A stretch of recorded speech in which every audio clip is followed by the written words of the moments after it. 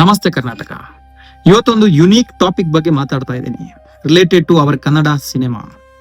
ಇತ್ತೀಚೆಗೆ ಕನ್ನಡ ಸಿನಿಮಾ ಇಂಡಸ್ಟ್ರಿಯಲ್ಲಿದ್ದ ಮಚ್ಚು, long, rowdyism ಆಧಾರಿತ ಕಥೆಗಳಿಂದ ಬೇಸತ್ತಿದ್ದ ಸಿನಿಪ್ರಿಯರಿಗೆ ಸಿನಿಮಾ ರಂಗದಲ್ಲಿ ಹೊಸ ಆಯಾಮವನ್ನ ಕೊಟ್ಟವರು ಆ 3 ಜನ ಪ್ರತಿಭಾವಂತರು. ಅವರು ನಟರು ಹೌದು, ನಿರ್ದೇಶಕರು ಹೌದು, ಬರಹಗಾರರು ಹೌದು, ನಿರ್ಮಾಪಕರು ಹೌದು. ಯಾವುದೇ ಗಾಡ್ ಫಾದರ್ಗಳಿಲ್ಲದೆ ತಮ್ಮದೇ ಸ್ವಂತ ಪ್ರತಿಭೆಯಿಂದ ಬೆಳೆದು ಇವತ್ತು ಭಾರತೀಯ ಸಿನಿಮಾ ರಂಗಕ್ಕೆ ಇವರು ನೀಡುತ್ತಿರುವ ಕೊಡುಗೆ ಅದು ಎಲ್ಲರೂ ಕೂಡ ಮೆಚ್ಚುವಂತದ್ದೇ. ಇಷ್ಟೆಲ್ಲ ಪೀಠಿಕೆ ಕೊಟ್ಟಾದ್ಮೇಲೆ ನಾನು ಯಾರ ಬಗ್ಗೆ ಮಾತಾಡ್ತಾ ಇದ್ದೀನಿ ಅಂತ ನಿಮ್ಗೆ ಗೊತ್ತಾಗಿರುತ್ತೆ. Yes, of course, very famous RRR ಅಥವಾ ವೆರಿ ಪಾಪ್ಯುಲರ್ ಶೆಟ್ಟಿ ಗ್ಯಾಂಗ್, ಅರ್ಥಾತ್ ರಕ್ಷಿತ್ ಶೆಟ್ಟಿ, ರಿಷಬ್ ಶೆಟ್ಟಿ ಅಂಡ್ ರಾಜ್ ಬಿ ಶೆಟ್ಟಿ.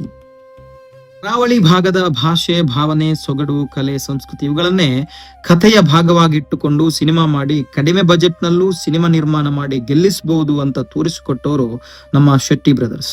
ಹಾಗಾಗಿ ಸದ್ಯದ ಮಟ್ಟಿಗೆ ಕನ್ನಡ ಸಿನಿಮಾ ಇಂಡಸ್ಟ್ರಿಯಲ್ಲಿರುವ ಹೆಚ್ಚಿನ ಹಿರಿಯ ನಟರಿಗೆ, ನಿರ್ದೇಶಕರಿಗೆ, ನಿರ್ಮಾಪಕರಿಗೆ, ಕಲಾವಿದರಿಗೆ ಎಲ್ರಿಗೆ ಇವರ ಬಗ್ಗೆ ಒಂದು ಉತ್ತಮ ಅಭಿಪ್ರಾಯ ಇದೆ.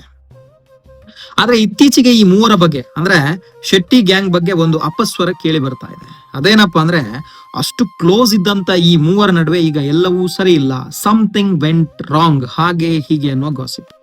ಹಾಗಾದ್ರೆ ಈ ಗಾಸಿಪ್ಗಳು ಎಷ್ಟು ಸತ್ಯ? ಈ ಗಾಸಿಪ್ಗಳಿಗೆ ಪುಷ್ಟಿ ಕೊಡುವ ಘಟನೆ ಏನಾದ್ರೂ ನಡೆದಿದ್ಯಾ? ಇದರಲ್ಲಿ ನಿಜವಾಗ್ಲೂ ಅವರಿಗೆ ಮನಸ್ತಾಪ ಆಗಿದ್ಯಾ ಅಥವಾ ಈ ಮಾಧ್ಯಮಗಳೇನಾದ್ರೂ ಬಿಂಬಿಸ್ತಾ ಇದೆಯಾ ಅನ್ನೋದ್ರ ಬಗ್ಗೆ ಇವತ್ತಿನ ವಿಡಿಯೋದಲ್ಲಿ ಮಾತಾಡ್ತಾ ಹೋಗ್ತೀನಿ. ಬನ್ನಿ ಇವತ್ತಿನ ವಿಡಿಯೋನ ಶುರು ಮಾಡೋಣ.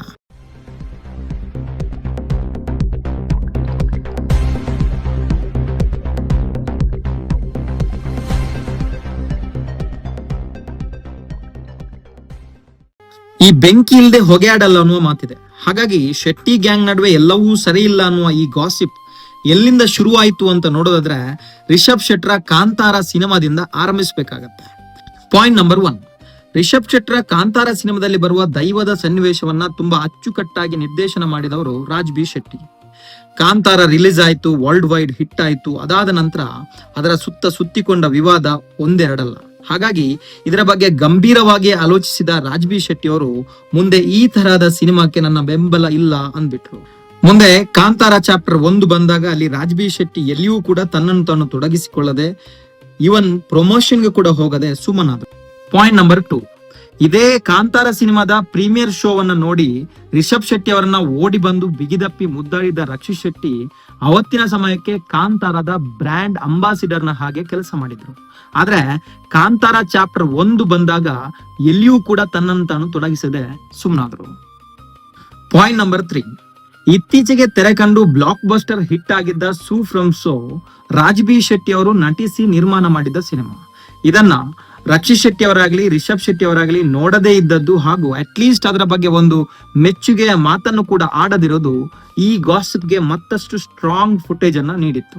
ಪಾಯಿಂಟ್ ನಂಬರ್ 4, ಮೊನ್ನೆ ತಾನೇ ಅಫಿಷಿಯಲ್ ಆಗಿ ರಿಲೀಸ್ ಆದ 45 ಸಿನಿಮಾದ ಟ್ರೇಲರ್ ಅನ್ನ ರಿಷಬ್ ಶೆಟ್ಟಿ ಅವರು ಕೂಡ ನೋಡಿದ್ರು. ನೋಡಿ ಅದರ ಬಗ್ಗೆ ರಿವ್ಯೂ ಕೊಡ್ಬೇಕಾದ್ರೆ ಶಿವಣ್ಣ, ಉಪ್ಪಿ ಸರ್, ಅರ್ಜುನ್ ಜನ್ಯ ಹೆಸರು ಬಿಟ್ರೆ ಎಲ್ಲಿಯೂ ಕೂಡ ರಾಜ್ ಬಿ ಶೆಟ್ಟಿ ಅವರ ಹೆಸರನ್ನ ಮೆನ್ಷನ್ ಮಾಡದೇ ಇದ್ದದ್ದು ಚಾಲ್ತಿಯಲ್ಲಿರುವ ಈ ಗಾಸಿಪ್ ಬಗ್ಗೆ ಮತ್ತಷ್ಟು ಜೋರಾಗಿ ಹೊಗೆ ಆಡುವಂತೆ ಮಾಡಿತ್ತು.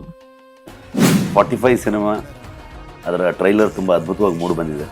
ನನ್ನ ಫೇವ್ರೆಟ್ಗಳಾದಂತಹ ಶಿವಣ್ಣ ಅವರು ಹಾಗೂ ಉಪ್ಪಿ ಸರ್ ಅವರಿಬ್ಬರ ಅಭಿನಯದಲ್ಲಿ ಬರ್ತಾ ಇರುವಂಥ ಒಂದು ಸಿನಿಮಾ.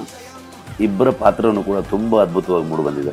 ಅವ್ರನ್ನ ಆನ್ ಸ್ಕ್ರೀನಲ್ಲಿ ನೋಡೋದೇ ತುಂಬ ಒಂದು ಮಜಾ. ಸಿನಿಮಾನು ಕೂಡ ಅಷ್ಟೇ ಇಂಟ್ರೆಸ್ಟಿಂಗ್ ಆಗಿ ಮೂಡಿ ಬಂದಿದೆ ಅಂತ ಅನ್ಕೊಂಡಿದ್ದೀನಿ. ಸದ್ಯದ ಮಟ್ಟಿಗೆ ಇವಿಷ್ಟು ಸ್ಟ್ರಾಂಗ್ ಪಾಯಿಂಟ್ ಗಳನ್ನ ಮುಂದಿಟ್ಟುಕೊಂಡು ಈ ಗಾಸಿಪ್ ಭಾರಿ ರಾರಾಜಿಸ್ತಾ ಇದೆ. ಮತ್ತೆ ನಮ್ಮ ಮಾಧ್ಯಮದವರು ಗೊತ್ತಲ್ವಾ, ಮೊನ್ನೆಯಿಂದ ಅದನ್ನೇ ಹಾಕಿ ರುಬ್ತಾ ಇದ್ದಾರೆ. ಸೋಷಿಯಲ್ ಮೀಡಿಯಾದಲ್ಲಂತೂ ದಿನಕ್ಕೊಂದು ಸುದ್ದಿ ಈ ಗಾಸಿಪ್ ಬಗ್ಗೆ ಹರಿದಾಡ್ತಾನೆ ಇದೆ. ಹಾಗಾದ್ರೆ ಇವೆಲ್ಲ ಸತ್ಯನಾ? ನಿಜವಾಗಿಯೂ ಇವರುಗಳ ಮಧ್ಯೆ ಮನಸ್ತಾಪಗಳು ನಡೆದಿದ್ಯಾ?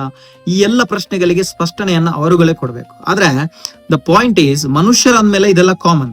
ಸಿನಿಮಾ ಇಂಡಸ್ಟ್ರಿಯಲ್ಲಿ ಫ್ರೆಂಡ್ಶಿಪ್ಗಳು, ಅದರಲ್ಲಿನ ಬಿರುಕುಗಳು ಇದೇನು ಹೊಸತೂ ಅಲ್ಲ, ಕೊನೆಯೂ ಅಲ್ಲ. ಈ ಮಾಧ್ಯಮಗಳು ಬಿಂಬಿಸುವ ರೀತಿಯಲ್ಲಿ ಈ ಸಿಲ್ಲಿ ರೀಸನ್ ಗಳಿಗೆ ಮನಸ್ತಾಪ ಮಾಡಿಕೊಳ್ಳುವಷ್ಟು ಅಪ್ರಬುದ್ಧರು ಈ 3ರಲ್ಲಿ ಯಾರೂ ಇಲ್ಲ.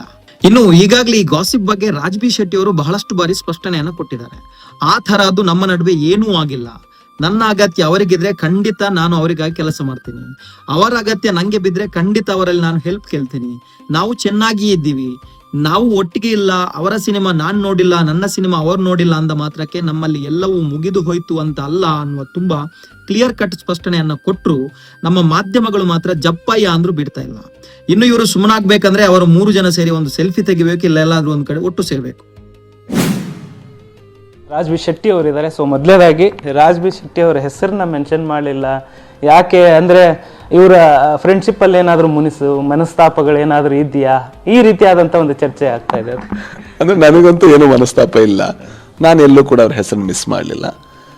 ನನಗೆ ಅನ್ಸಲ್ಲ, ಅಂದರೆ ಅವರು ಇಂಟೆನ್ಷನಲಿ ಯಾರಾದರೂ ಆ ಥರ ಮಿಸ್ ಮಾಡ್ತಾರೆ ಅಂತ ನನಗನ್ಸಲ್ಲ. ಮೇ ಬಿ ಯಾವುದೋ ಫ್ಲೋಲ್ಲಿ ಅವ್ರು ಹೇಳ್ತಾ ಹೋಗ್ಬೇಕಾದ್ರೆ ಮಿಸ್ ಆಗಿರ್ಬೋದು.